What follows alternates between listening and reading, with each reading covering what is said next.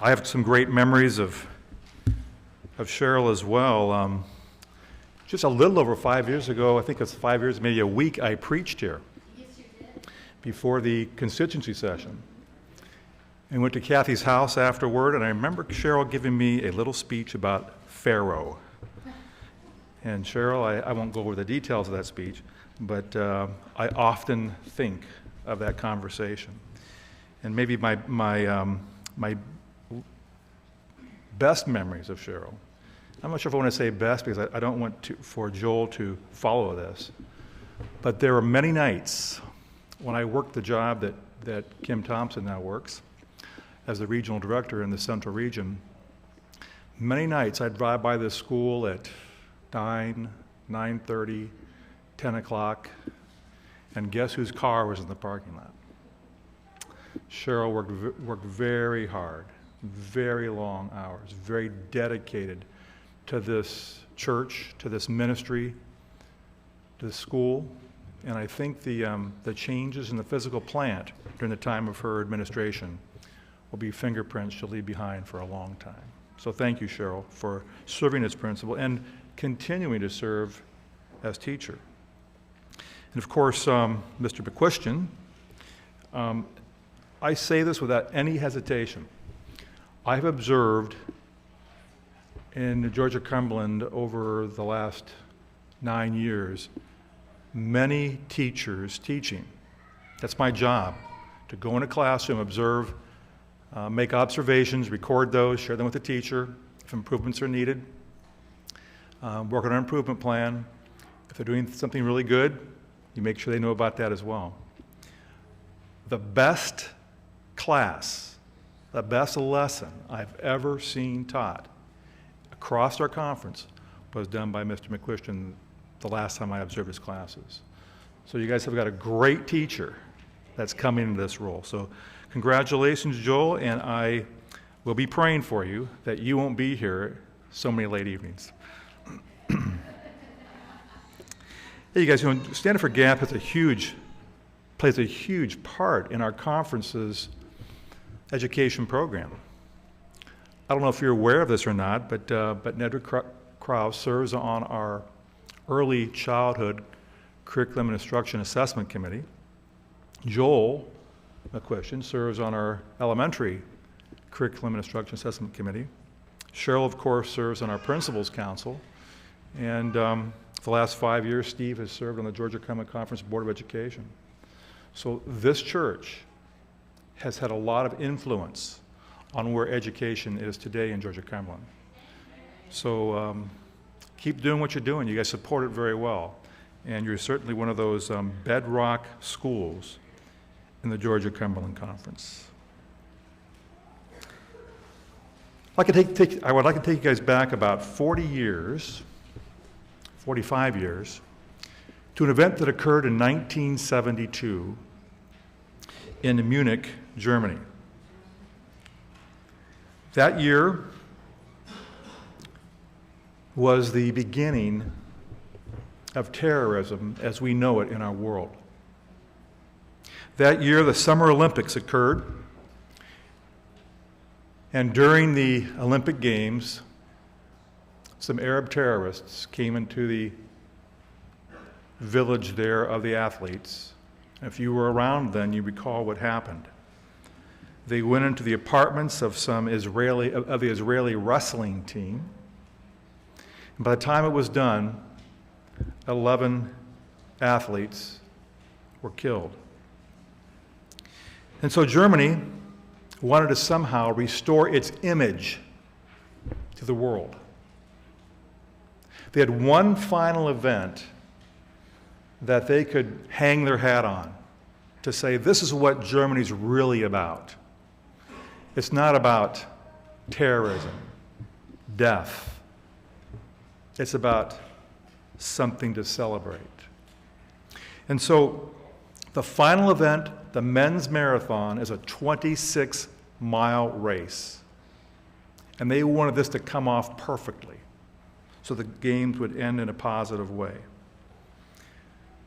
The trouble is, when you're running 26 miles across the countryside, How do you secure that? How do you make that safe? And so they would pull off all of the security plans they possibly could. They didn't have the technology we have today, but they poured everything they could into making that safe. And that particular year, the odds-on favorite to win that Olympics was an American by the name of Frank Shorter.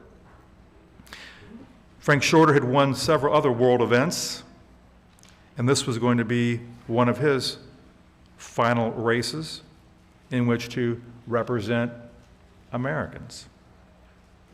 And the way the track was set up, the way the race was set up, was all of the athletes would make one loop around the track, and the gates or the doors of the stadium would open. And then the athletes would run out of there and across the countryside through the city of Munich. And then as they came back in at the end, 26 miles would occur when they made one final lap around that track and crossed the finish line. And so, remember, again, 1972, they did not have all the drones and things to keep track of every step of the race, but they did have reporters along the way, roughly every mile. And the reporter would call in and describe how the race was going and who was winning. And as they reached the different steps along the way, Shorter was staying near the front, but not in the front. He had a strategy to kind of lay back in the pack and wait to make his move. When they got to the 24-mile, just 2 miles from the end, word came across that Shorter had sprinted to the lead and was leading the pack into the stadium. And so they opened those doors. And as they opened the doors, to the utter amazement of that crowd, a German athlete had taken the lead and burst into the stadium as the leader of the race. Of course, this is wonderful for the West Germans, who were trying to restore their image in the world. Here, one of their athletes was going to win this final event where the world focuses on them, and they would restore their damaged image in the world. And so as that runner entered and the audience realized what was happening, they stood to their feet and began an applause for their guy. And as they watched him start to make that first turn in the stadium, they noticed that men in black suits were chasing after him. And they were on an angle to intersect him. Of course, then the audience presumed these were terrorists, carrying out another terrorist plot to bring additional shame to their country. And sure enough, about halfway around that track, they tackled their athlete who was winning the race and began to boo and scream and holler. And about that moment, Frank Shorter entered the stadium. Not knowing what was happening, all he heard was boos and, and upset people. As he crossed the finish line, Frank Shorter was declared the winner while the audience wondered what happened. And shortly thereafter, they found out. The West German runner that day was Norbert Sudhaus. Norbert Sudhaus was not a player. He was not an athlete. He was a pretender. And what he did was he waited about a half a mile outside of the stadium. When he heard what was happening, they were getting close, he took off his easy release sweatsuit, dumped it in a trash can, jumped onto the track, and finished as the leader, or so he thought. Fortunately, security in the stadium recognized that he wasn't a competing athlete and removed him from the track, and Frank Shorter was declared the winner. So my question to you this morning is, are you a player or a pretender when it comes to keeping God's commands? This morning, and by the way, Mrs. Stoll, thank you for having your students do such a great job today for church.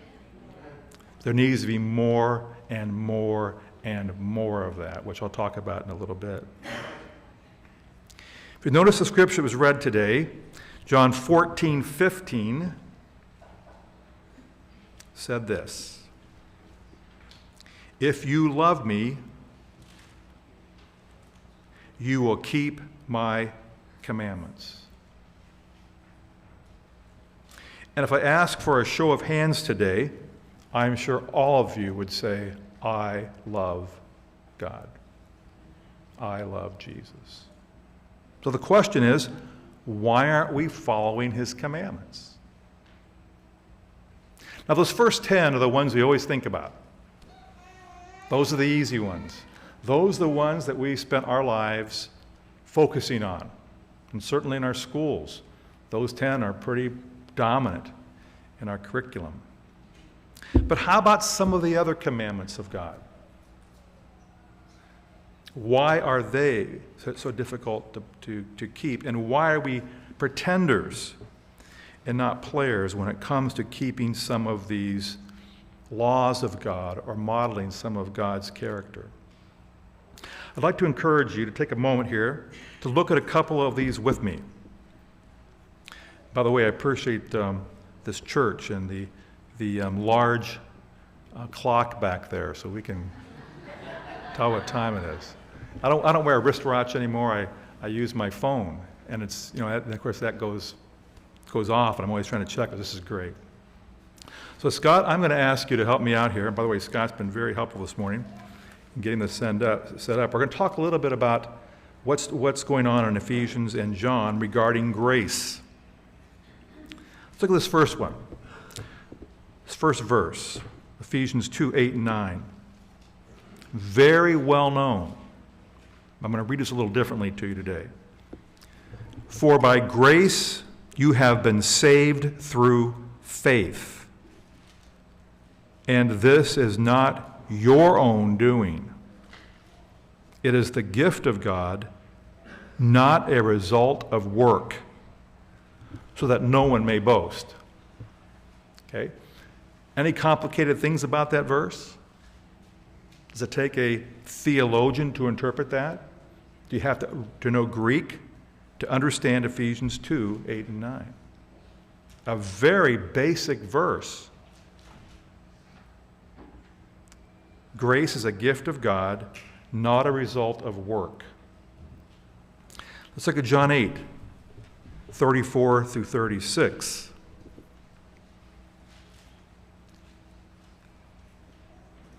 Jesus answered them, "Most assuredly I say to you, whoever commits sin is a slave of sin. And a slave does not abide in the house forever, but a son abides forever.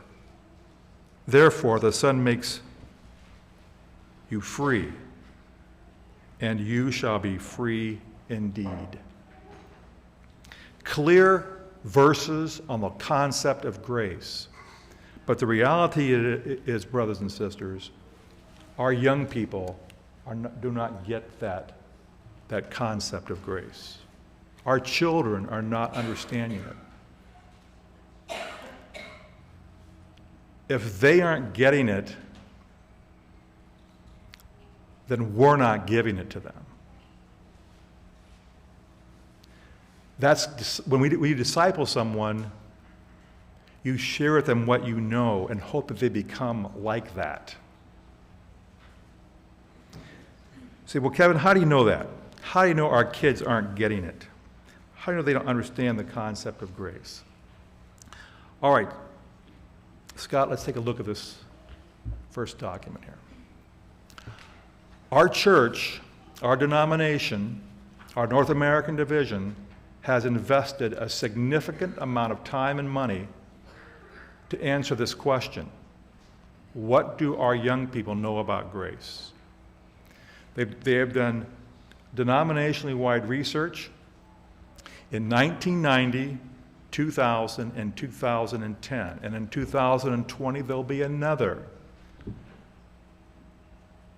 piece of research done to look at this issue. And some of you in this room took that test. If you were in grades 6 through 12, from 1990 to now, you have taken that test, that survey. And Mr. McQuestion, the teachers in this school, have given that survey to your children because they are part of the process of collecting this data. So, they ask these questions, and you can read them for yourself. I won't bore you with all the details. But question 70, I know that to be saved, I have to live by God's rules. And look how children answered that question, grades 6 through 12. Now lay that beside Ephesians 2, 8 and 9. Are there answers reflective of Scripture?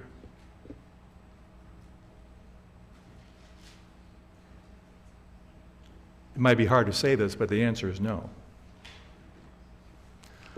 Let's look at question, the next question. Scott, if you can slide down a little bit there for me. Okay, question 71. The more I follow Adventist standards and practices, the more likely it is that I will be saved. And you can see their answers to that over the past almost now 30 years. If you compare that to Ephesians 2, 9 and 8, or 8 and 9, excuse me, there is definitely a works-oriented young people that we are developing. So question 72. The way to be accepted by God is to try sincerely to live the good life. You can see again how they've answered those questions. And again, falls to a more works orientation, not in alignment with the scriptural understanding of grace. Let's move down here a little more to question 73. The main emphasis of the gospel is on God's rules for right living. You can see how they answered that. By the way, it's always interesting for me to be up here and watch you when I read these, to watch the expression of people's faces or their body language. When I watch the audience shake their head no, like, no, really? That can't, there's something wrong here. Let's go to the next one, 74. Salvation is God's way of rewarding us for obeying Him. And 75, salvation is God's way of thanking you for obeying Him. Very intriguing pieces here. By the way, this research covers more than just the topic of grace. It covers lots of things about what's happening in our Adventist school system. Look at this one here. Scott, if you can move up just a tiny bit more. There you go. 78% of our children come from two-parent families. That's a pretty good percentage when you compare that to the world percentage. I really like this next one. The parents divorced and separated. Their children are saying that 21% of their homes or have divorced, separated families, 73% married, 5% never married, but the last one, I'm not sure. How could that possibly be? I don't know.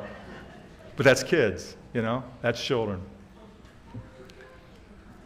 And I love to preach this sermon on Mother's Day. Okay? Because children look at their mothers as being the spiritual leaders in their home, not their fathers. And dads, if you want to get after me when we're finished with this, I'll be happy to listen to you in the parking lot. And I have had fathers get after me about this particular issue.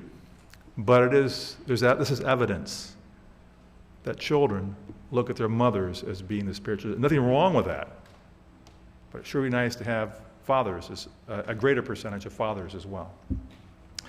Let's talk about a little bit more here, Scott. This is pretty intriguing.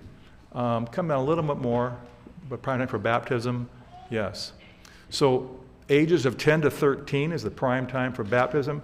Thank you, Art, and thank you, Art, for talking about what the school is. It's an evangelistic center for 180 days. And when you look at how much we spend on evangelism and how much on education, we have far greater results with education than we do public evangelism. Okay? Now, obviously, we want both, but it certainly is worth the investment. And then this question on the right, when you are 40 years old, will you still be a Seventh-day Adventist? That's the one we all think about with our own children.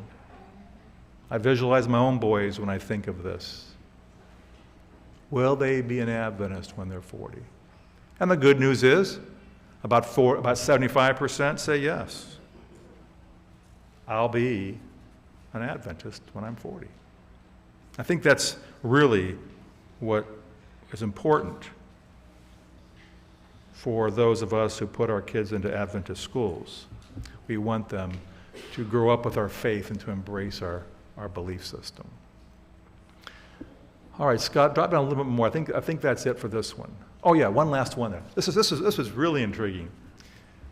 When they've asked kids what their parents tend to spend time with after school, parents are very good about engaging in homework, but another bit of research showed that parents are far more likely to help their children with homework than they are to have family worship.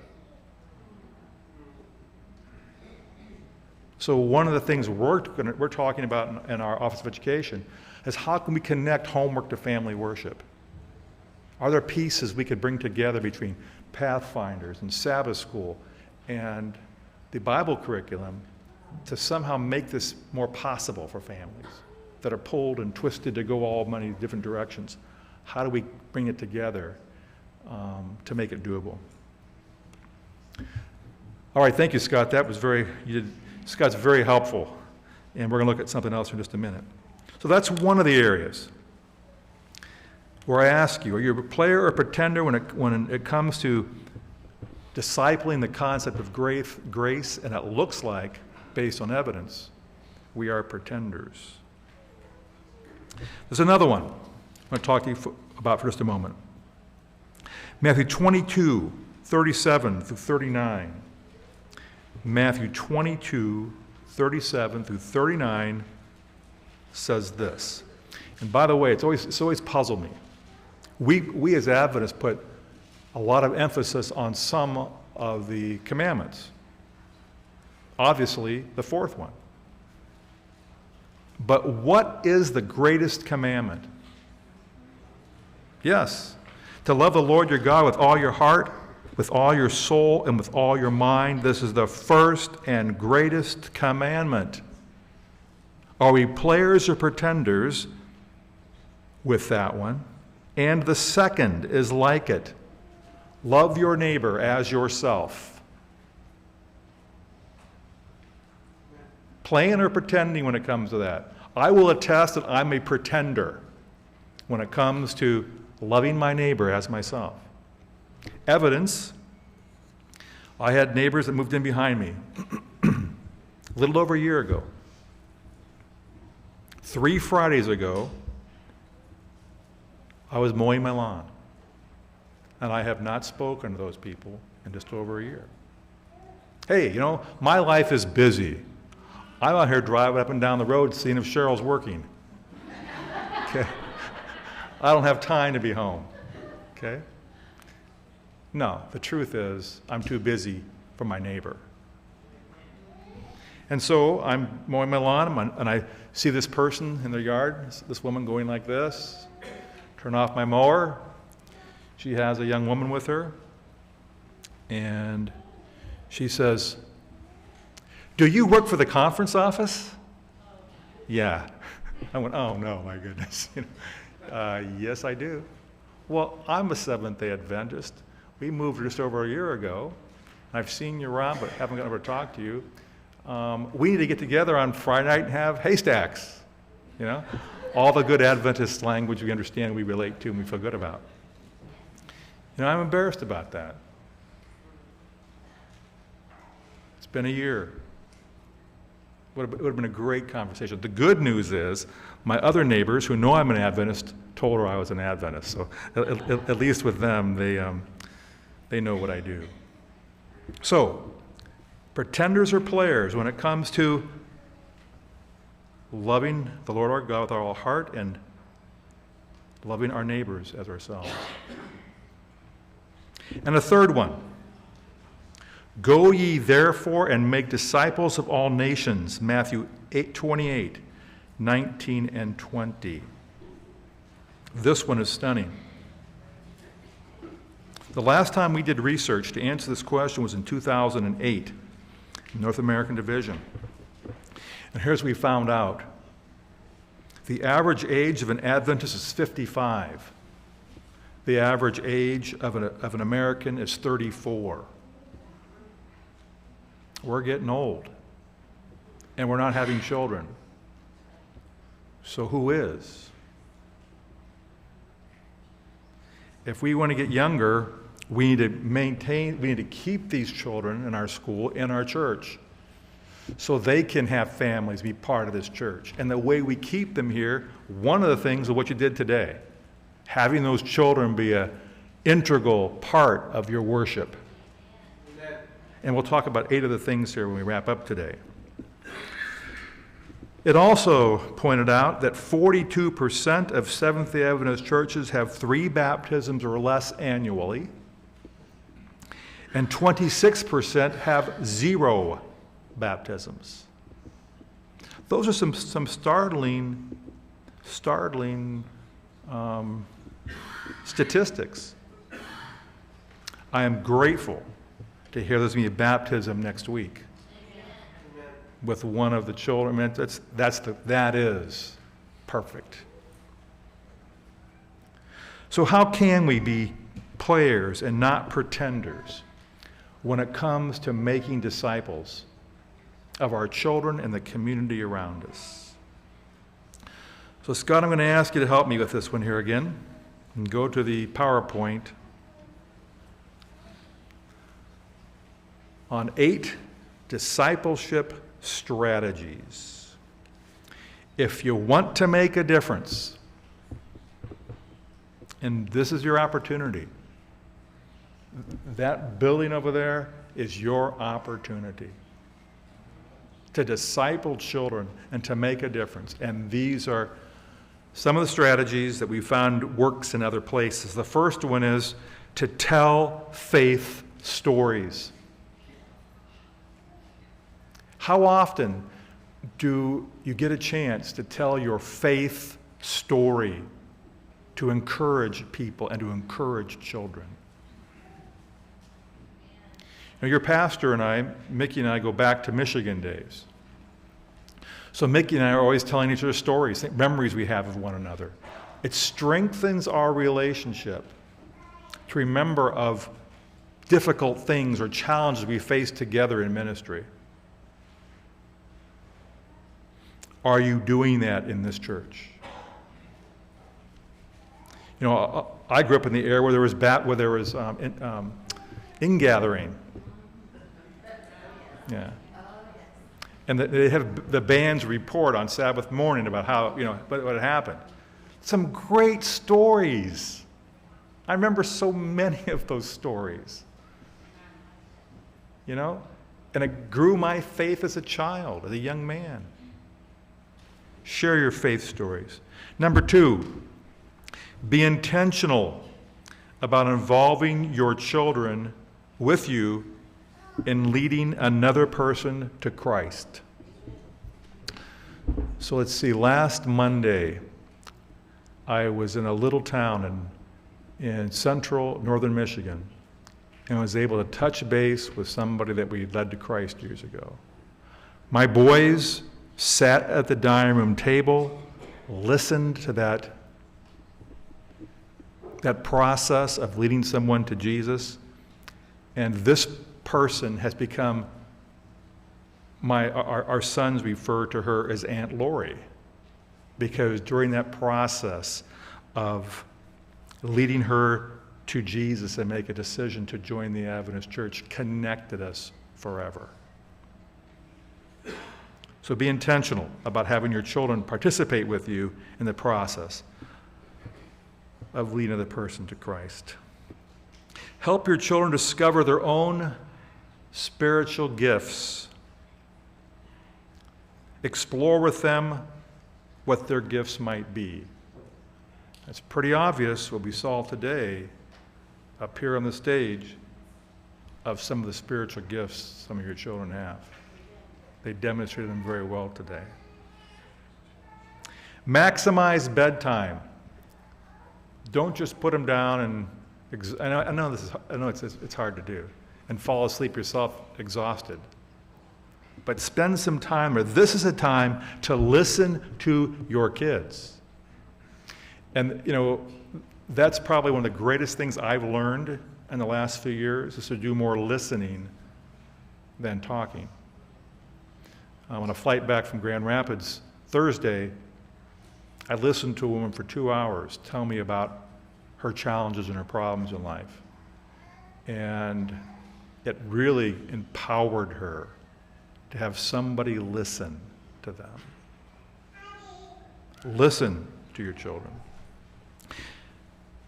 Make sure you are in their world. Stay connected with them. Know what's on their phones. Know what's on their computers. Know who their friends are. Know where they're going, and better yet, invite their friends to come to your house. Make family worship a priority. I can't emphasize that enough. Somehow, we have to reprioritize and make this more important to our families.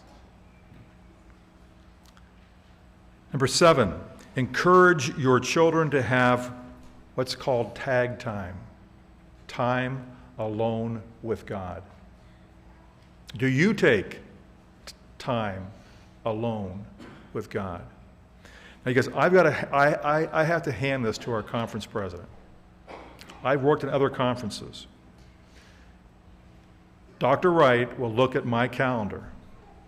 He doesn't say, well, Kevin, when you have in this committee, or how many students we have in our school, how many. The only question he ever pressures me for is, how much time are you taking away to be with God alone? I want to see that in your calendar, that you are scheduling time to be alone with God. Now, some might say that's non-productive time. Well, folks, if I'm not connected to Jesus, I have no business trying to lead people in this work. So, he puts that as a high value, and he expects me to also put that as a high value. Time alone with God, not just for your kids, your children, but for you as well. And the last one is to be real. Children know a phony really fast. and they can tell if you are a phony. So be real. Tell them about your problems, your challenges. Let them know that you are vulnerable too. Just because you're an adult does not make it simple or easy or perfect. Thus far, the schools and communities that we have seen practice these methods see a difference in their children.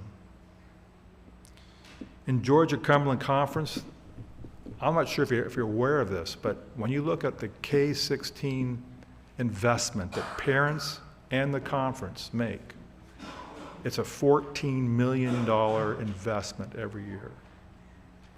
That is a lot of money. And we do that because we believe and we want our children to be in heaven. So folks, the school is your opportunity to be a discipler. I pray that the Lord will bless this church on its journey to disciple.